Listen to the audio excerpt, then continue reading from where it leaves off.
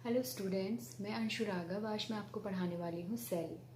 ये 8th class की NCERT book से मैं 8वां चैप्टर आपको पढ़ाने वाली हूँ, जहाँ पर सेल की हम स्टडी करेंगे कि सेल क्या है, सेल का शेप क्या होता है, साइज़ क्या होता है, इसके टाइप्स क्या होते हैं या इसके फंक्शन क्या होते हैं, और सेल कौन सी यूनिट है या कैसी यूनिट है, या ये हमारी बॉडी के लिए क्या है, या ये हमारी सेल्स ये हमारी बॉडी में होती भी हैं या नहीं। सबसे पहले हम जानेंगे सेल्स के बारे में कि सेल्स क्या है। सेल है, इसको हिंदी में कहते हैं कोशिका, इंग्लिश में कहते हैं सेल। ओके, इसके बाद में हम जानेंगे सेल की definition. Cell structural and fundamental unit of life. Structural unit of life, ये लाइफ की यूनिट है।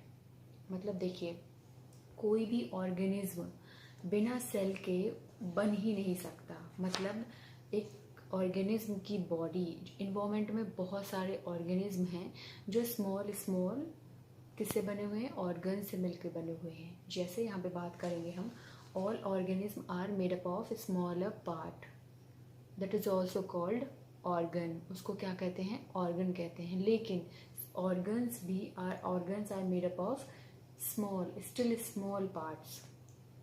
देखिए, एक ऑर्गेनिज्म है जो छोटे छोटे ऑर्गन से मिलकर के, जो छोटे छोटे पार्ट से मिलकर के बना है, उसको कहते हैं ऑर्गन।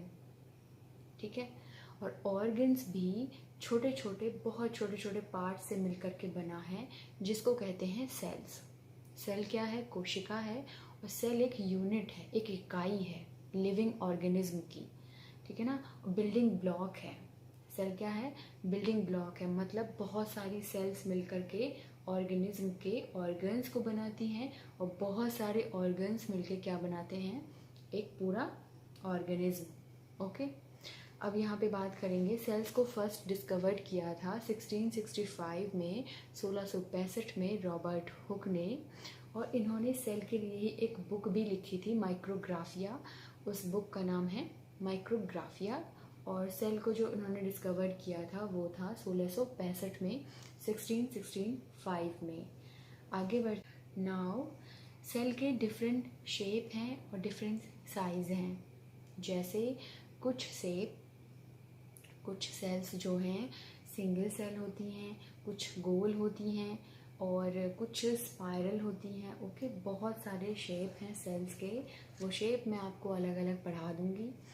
अब करते हैं, number of cells are also varies from organism to organism. ठीक है ना, हर किसी ऑर्गेनिज्म में सेल अलग अलग होती हैं, अलग अलग प्रकार की होती हैं, प्लस अलग अलग काउंटिंग में भी होती हैं।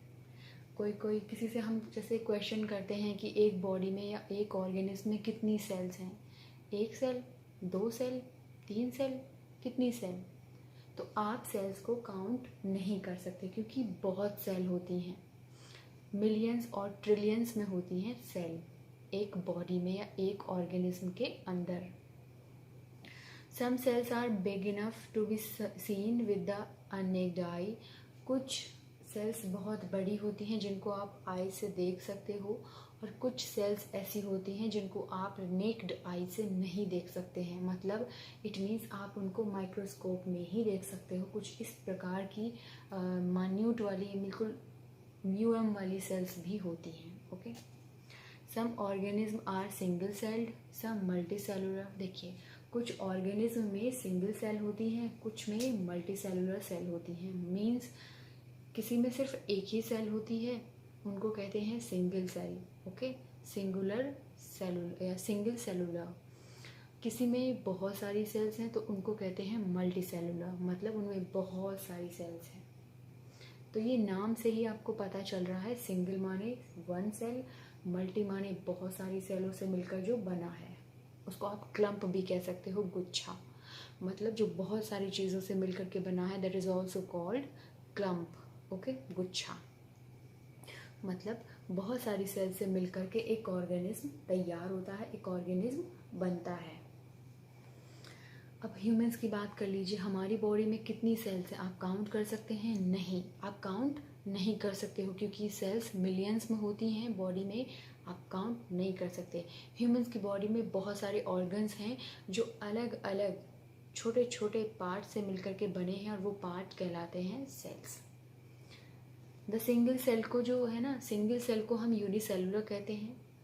मल्टी सेलुलर जो होते हैं वो, मतलब जो मल्टी सेल्स होती हैं उनको कहते हैं मल्टी सेलुलर। जो ऑर्गेनिज्म एक सेल से बना होता है उसको कहते हैं यूनिसेलुलर। जो बहुत सारी सेल्स से मिलकर के बना होता है वो होते हैं मल्टी सेलुलर। जैसे सिंगल सेल और मल्टी सेल आगे आपको मैं डिफरेंस करा दूंगी, अभी पहले हम इस पे इंट्रोडक्शन पे बात कर लेते हैं। The cell has 3 main part. Cell के 3 पार्ट होते हैं, ध्यान दीजिएगा। सेल के सिर्फ 3 पार्ट होते हैं। नंबर 1 पे है द सेल मेम्ब्रेन, जो सेल की लेयर होती है, बाहरी परत होती है, उसको बोलते हैं सेल मेम्ब्रेन। दूसरा होता है cytoplasm.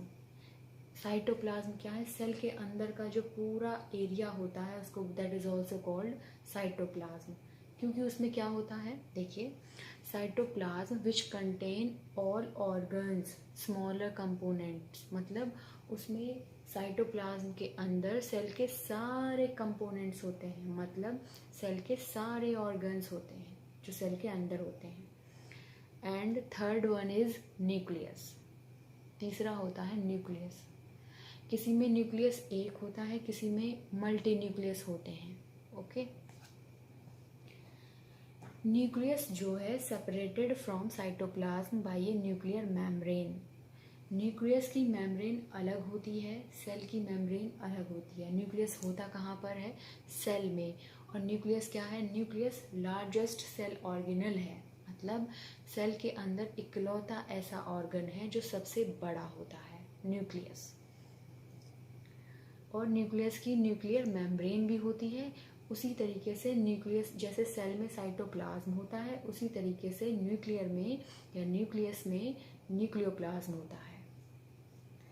Cell without well organized nucleus, that is lacking nuclear membrane, are called prokaryotic cells. Plant cell differ from animal cell in having an additional layer around the cell membrane termed cell wall. Okay? हाँ, cell कितने types की होती हैं? Plant cell होती है और एक animal cell होती है।